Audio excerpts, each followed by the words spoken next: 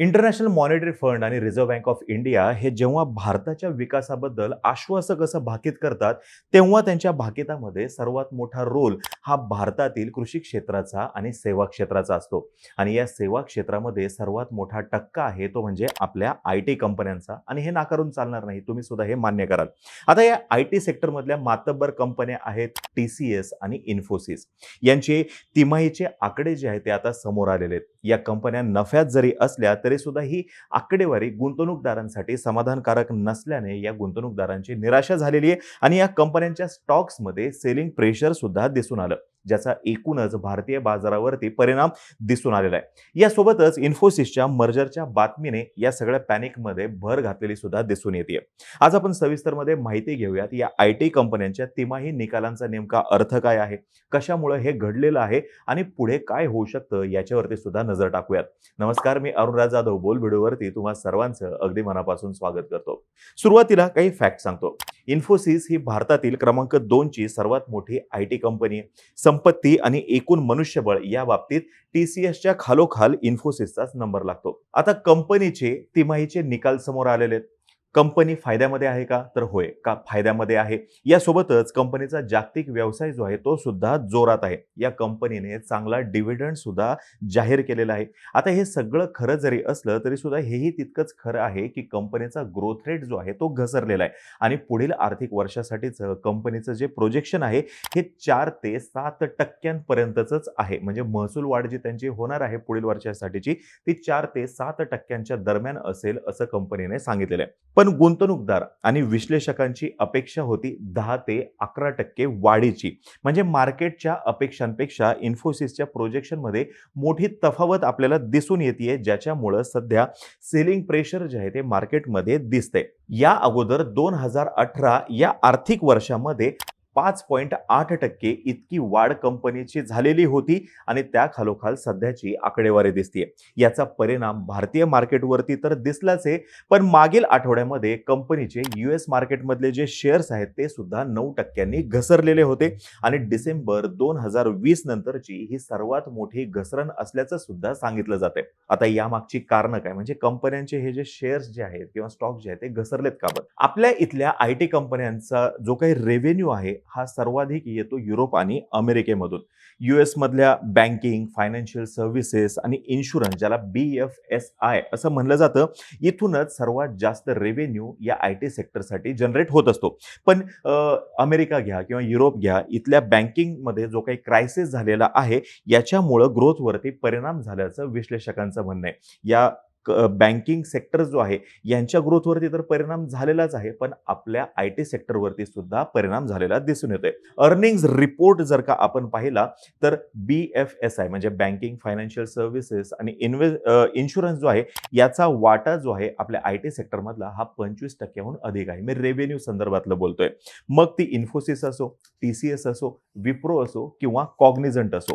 Silicon valley bank आणि Credit Suisse मधील क्रायसिसमुळे बाकी सेक्टर सुद्धा अलर्ट मोडवरती आल्यानं एक्झिस्टिंग बिझनेस तर कमी झालेलाच आहे, पण भविष्यातील प्लॅन्सवरती सुद्धा मोठं प्रश्नचिन्ह निर्माण झालेलं दिसून येते. म्हणजे आता या बँकिंग सेक्टरने काय केलेलं आहे किंवा BFSI जे आहे त्यांनी काय केलंय, एकतर खर्च जे आहेत ते तर कमी केलेलेच आहेत, पण त्यांचे जे काही फ्युचर प्लॅन्स होते ते सुद्धा त्यांनी डिले केलेले आहेत. याचाच इम्पॅक्ट असा झालेला आहे की एकूण जी डिमांड आहे ती कमी झालेली आहे, ज्यामुळे 2024 या आर्थिक वर्षासाठीचं प्रोजेक्शन जे आहे आपल्या इथल्या आय टी कंपन्यांनी ते सुद्धा डाऊन केलेलं दिसून येते. आता हे मार्केटला माहिती नाही का की बँकिंग सेक्टरमध्ये घोळ झालेला आहे वगैरे, तर त्यांना माहिती आहे, चांगल्या पद्धतीने माहिती आहे. पण फायनान्शियल इयर 2023 जे आहे त्या फायनान्शियल 2023 ची जी ग्रोथ आहे ही 16% आसपास आहे. मग अपेक्षा ही होती की किमान 10% आसपास तरी ग्रोथ राहू शकेल.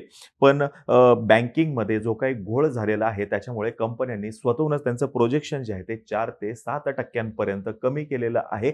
म्हणून सध्या हे सेलिंग प्रेशर जे आहे मार्केटमध्ये दिसून येते. यासोबतच विश्लेषक हे सांगताना दिसत आहेत की इंटरनॅशनल मार्केट कॉशियस झाल्यामुळं मार्जिन सुद्धा कमी झालेलं आहे. म्हणजे बघा अगोदर जर का ₹100 मागं ₹25 नफा होत होता, तर तो आता 20 किंवा ₹15 कमी होऊ शकतो. मग जेव्हा TCS आणि Infosys जे या मार्केटमधले लीडर आहेत, हे स्वतःहून मान्य करतायत, की बाबा प्रोजेक्शन जे आहे हे आपण कमी करायला पाहिजे. मार्जिन जे आहे ते कमी झालेलं पाहिजे. तर संपूर्ण सेक्टरने सुद्धा याचा अंदाज नक्कीच घेतलेला असणार आहे, की आपण सुद्धा स्लो जायला पाहिजे. आपण सुद्धा गडबड नाही करायला पाहिजे. कारण की Infosys आणि TCS जे आहे यांची जी काही पोझिशन आहे ती इतर कंपन्यांशी तुलना करता बेटर आहे. लॉस सहन करण्याची त्यांची क्षमता जी आहे ती इतर सगळ्यांपेक्षा जास्त आहे आणि त्याच्यामुळे या कंपन्यांनी स्लो जाणं चांगलं आहे असं विश्लेषक सांगतायत. सध्या विषय बँकिंग, फायनान्स आणि इन्शुरन्स इतक्या सेक्टर पुरताच मर्यादित आहे. पण जर का अगदी फुल ब्लोन रिसेशन जर का आलं किंवा तशी जर का शक्यता दिसली तर याचे परिणाम अजून जास्त होऊ शकतात आणि ते लॉंग टर्म मध्ये असू शकतात असं सुद्धा विश्लेषक सांगताना दिसत आहेत. एकूण विषयाची ग्रॅव्हिटी अजून वाढली यामागचं अजून एक कारण असं आहे की इन्फोसिसने त्यांचं 2023 या फायनान्शियल इयरसाठीचं रेव्हेन्यू फोरकास्ट हे डिसेंबर-जानेवारीमध्ये वाढवलं होतं. कारण की कोणतीतरी मोठी डील त्यांची पाईपलाईनमध्ये होती. पण हा बँकिंगचा घोळ झाला आणि त्यांचे जे काही त्यांनी आकडे वाढवलेले होते ते सुद्धा अचीव्ह झालेले दिसून येत नाहीत. 2022च्या आर्थिक वर्षाच्या शेवटच्या क्वार्टरमध्ये इन्फोसिसला जवळपास $2.3 बिलियन चे प्रोजेक्ट्स मिळाले होते, जे की 2023 या आर्थिक वर्षाच्या शेवटच्या क्वार्टरमध्ये $2.1 बिलियन इथपर्यंतच मिळालेले आहेत. मग आता पुढं काय होऊ शकतं? तर बघा सध्या रिसेशन सदृश्य सिच्युएशन आहे युरोप आणि US मध्ये.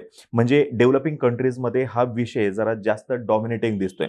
सध्या दिसत असलेली परिस्थिती किमान पुढचे 3 ते 4 महिने राहू शकते असं तज्ञ सांगतायत. यामुळे या IT कंपन्यांसाठीचा पुढील काळ जो आहे तो थोडासा अवघड असू शकतो. गुंतवणुकीचा ओघ जो आहे तो थोडासा कमी असू शकतो.